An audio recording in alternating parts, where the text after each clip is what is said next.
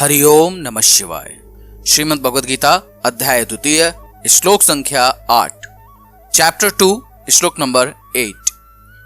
इस श्लोक के माध्यम से अर्जुन भगवान श्री कृष्ण को यह बोलना चाहते हैं कि इस युद्ध को जीतने के बाद मुझे धरती का सुख मिल जाएगा, धन मिल जाएगा, सम्मान मिल जाएगा, प्रसिद्धि भी मिल जाएगी, परंतु यदि नहीं मिलेगा तो वो है शांति और सुख।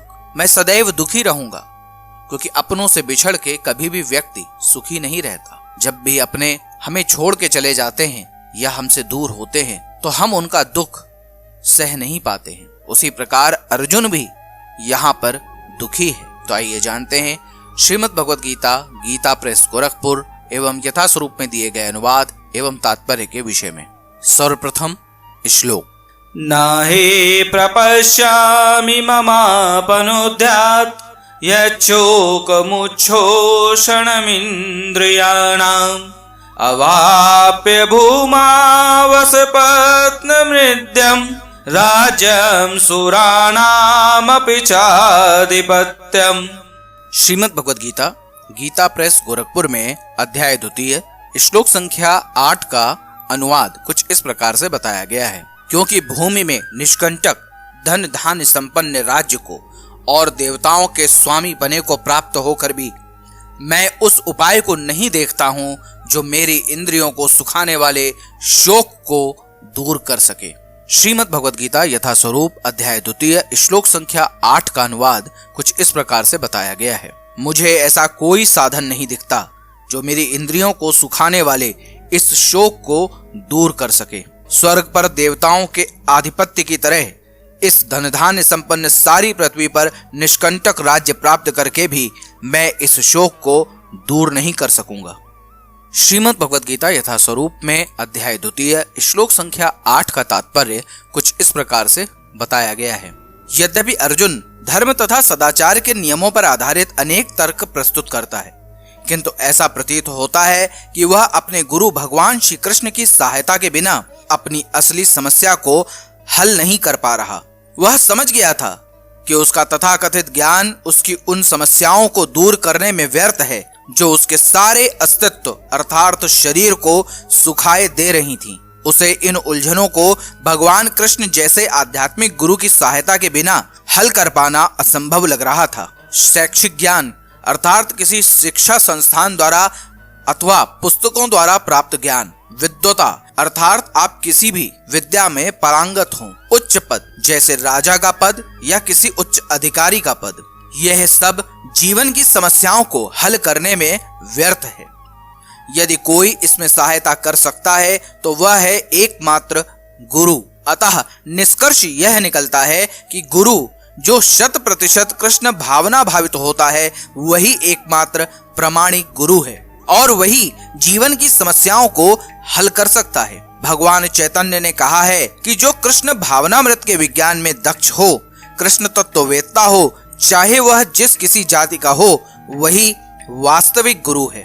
कि बा विप्र कि बा न्यासी शूद्र के नय एई कृष्ण तत्ववेत्ता सेई गुरु है।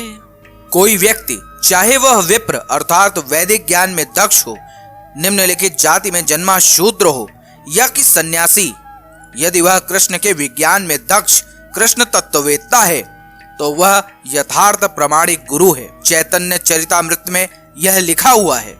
अतः कृष्ण तत्ववेत्ता हुए बिना कोई भी प्रामाणिक गुरु नहीं हो सकता। वैदिक साहित्य में भी यही कहा गया है। षट कर्म निपुणो विप्रो मंत्र तंत्र विशारदः अवैष्णवो गुरुर्न स्याद् वैष्णवा श्यापचो गुरुः।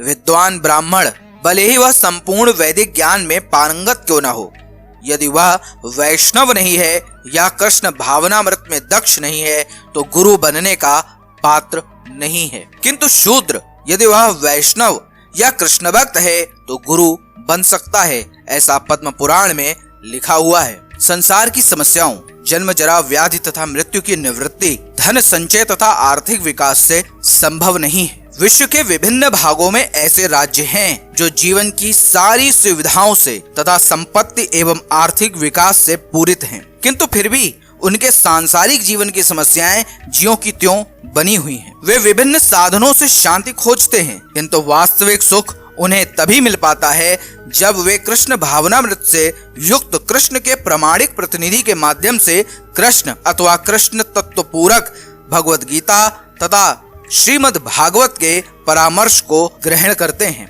यदि आर्थिक विकास तथा भौतिक सुख किसी के पारिवारिक, सामाजिक, राष्ट्रीय या अंतरराष्ट्रीय अव्यवस्था से उत्पन्न हुए शोकों को दूर कर पाते तो अर्जुन यह न कहता कि पृथ्वी का अप्रतिम राज्य या स्वर्गलोक में देवताओं की सर्वोच्चता भी उसके शोकों को दूर नहीं कर सकती। इसलिए उसने कृष्ण भावनामृत का ही आश्रय ग्रहण किया और यही शांति तथा समरसता का उचित मार्ग है। आर्थिक विकास या विश्व अधिपत्य प्राकृतिक प्रलय द्वारा किसी भी क्षण समाप्त हो सकता है। यहाँ तक कि चंद्रलोक जैसे उच्च लोकों की यात्रा भी, जिसके लिए मनुष्य प्रयत्नशील है, एक झटके में समाप्त हो सकती है। भगवत गीता इसकी पुष्टि करती है। क्षीणे पुण्य मृत्यु लोकम विशन्ति। जब पुण्य कर्मों के फल समाप्त हो जाते हैं तो मनुष्य सुख के शिखर से जीवन के निम्नतम स्तर पर गिर जाता है। इस तरह से विश्व के अनेक राजनीतिज्ञों का पतन हुआ है। ऐसा अधःपतन शोक का कारण बनता है। अतः यदि हम सदा के लिए शोक का निवारण चाहते हैं तो हमें कृष्ण की शरण ग्रहण करनी होगी, जिस तरह अर्जुन ने की। अर्जुन ने कृष्ण से प्रार्थना की कि वे उसकी समस्या का निश्चित समाधान कर दें, और यही कृष्ण भावनामृत की विधि है। हरिओम नमः शिवाय। अभी आपने सुना श्रीमद् भगवत गीता गीता प्रेस गोरखपुर एवं यथा स्वरूप में दिए गए अनुवाद एवं तात्पर्य के विषय में। अब आप मेरे साथ बोलिए, हरे कृष्ण कृष्ण कृष्ण हरे हरे, हरे राम राम राम हरे हरे।